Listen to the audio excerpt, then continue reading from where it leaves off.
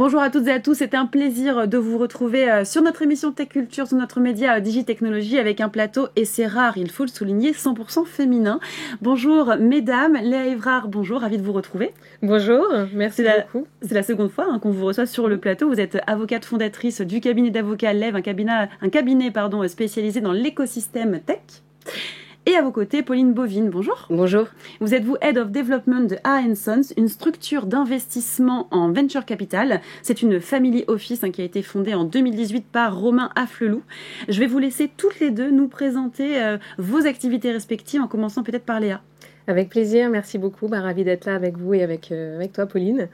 Donc nous, on est un cabinet d'avocats spécialisé dans l'écosystème de la tech. Donc on accompagne depuis quelques années entrepreneurs et investisseurs dans leurs opérations, principalement de financement. Et aujourd'hui, on développe de plus en plus d'autres briques, par exemple de M&A, parce que le marché évolue beaucoup. Donc on a beaucoup de startups qui se dirigent vers cette voie-là, plus que vers du financement.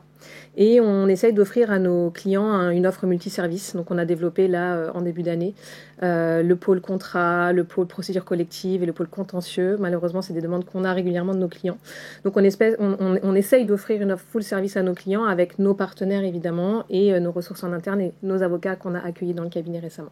Parfait. Et vous, Pauline, du coup, cette structure qui a été créée il y a à peu près 1 an, quel est son objectif? La structure a été créée, a été fondée par Romain Afflelou il y a quelques années déjà. Moi, j'ai rejoint en revanche... vous avez rejoint il y a 1 an. Exactement, il y a 1 an, après être passé par quelques années par des grands groupes. Donc j'ai rejoint Romain Afflelou il y a tout juste 1 an, qui a fondé A Sons, lui-même entrepreneur et issu d'une famille d'entrepreneurs pour qui on connaît bien le succès.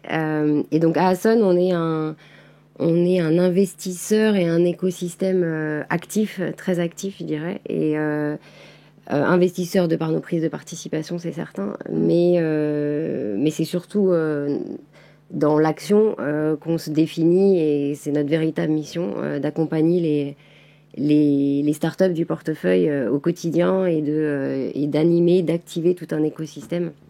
Voilà, au profit de l'innovation. D'accord. Et dans quel secteur vous investissez? Quels sont les investissements qui vous intéressent aujourd'hui dans le contexte actuel? Alors, on investit principalement en early stage, donc seed et série A, majoritairement en Europe et beaucoup en France, mais aussi en Israël et aux États-Unis. D'accord. On investit dans du direct, c'est-à-dire directement dans les startups, mais aussi au travers de fonds, en fait, en indirect. Et en termes de secteur, on est assez généraliste. Ce qui nous anime, c'est plutôt des projets qui vont faire bouger les lignes, faire mieux. Alors c'est impact au sens large, c'est-à-dire mieux travailler, mieux se déplacer, mieux acheter. Donc ça va être la santé, la mobilité, le digital, le retail, plein de secteurs différents. Plutôt large, ok, très bien. Ouais. Léa, vous en avez parlé un petit peu dans votre présentation. Vous êtes spécialisée dans le M&A maintenant aussi, toutes ces opérations-là, et dans les levées de fonds. Alors, comment évoluent les besoins de vos clients? Comment vous les accompagnez? Oui, ça évolue très vite. On se rend compte que la vélocité est vraiment de plus en plus un sujet pour nos clients. Oui. On essaie de les accompagner au mieux, au plus près de leurs besoins. Au-delà du conseil juridique, on aime bien faire un petit peu l'extra mile qui leur facilite la vie. On sait que c'est dur d'être entrepreneur, on sait que parfois on est seul, peu importe le stade de développement, et donc on essaye vraiment d'être un business partner à leur côté, sur le volet juridique évidemment, sur notre terrain de compétences. Et donc voilà, c'est beaucoup la réactivité, principalement dans la levée de fonds en ce moment. Il faut aller vite, les financements sont moins faciles qu'avant à trouver, on le sait tous. Donc voilà, il y a une question de timing, il y a une question d'exécution. Et de prise en compte de leur intérêt, de leur langage, de leur méthode de travail, etc. Donc on s'adapte, nous, au cabinet, avec leur façon de faire à eux, pour que ce soit le plus facile pour eux en interne à gérer. Parfait. Alors votre présence à toutes les deux ici, elle est animée par un partenariat.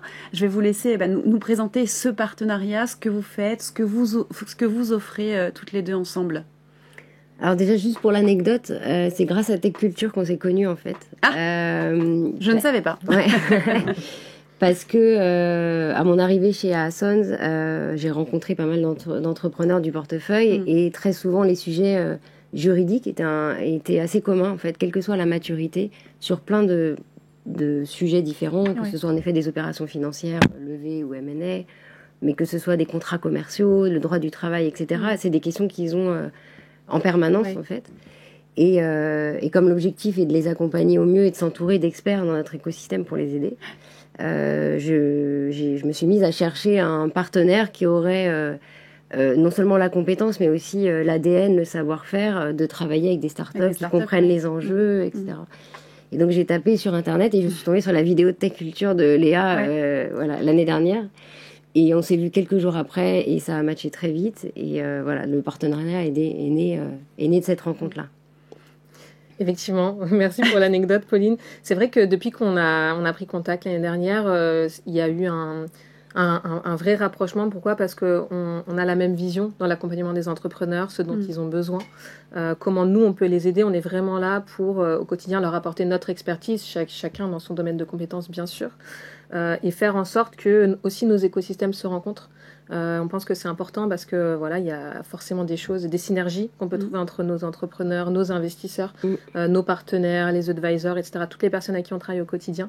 Et on le voit, on fait énormément d'intros à nos entrepreneurs, à notre écosystème. On fait beaucoup d'événements. On en a fait un récemment ensemble. On est en train d'en préparer un brandé en commun avec Assons, Pauline et son équipe. Donc voilà, c'est des choses. On sent en tout cas que les retours côté entrepreneur sont très positifs et qui sont en demande de ce genre de choses pour pas mal de raisons. L'entrepreneuriat, c'est dur, on le sait. Parfois, ils se sentent seuls, parfois, ils ont besoin d'échanger sur une problématique, peut-être avec d'autres entrepreneurs, avec d'autres personnes qui rencontrent ces mêmes problématiques et ça les fait avancer. Et voilà, on sent en tout cas qu'il y a beaucoup de synergie, il y a beaucoup de rencontres intéressantes et on essaie de développer cela le plus possible ensemble. On voit vraiment le grand intérêt de ce partenariat. En tout cas, merci pour ces explications. On va passer à la question que vous attendez, mesdames, je suis certaine. Bien sûr, c'est la question sans filtre.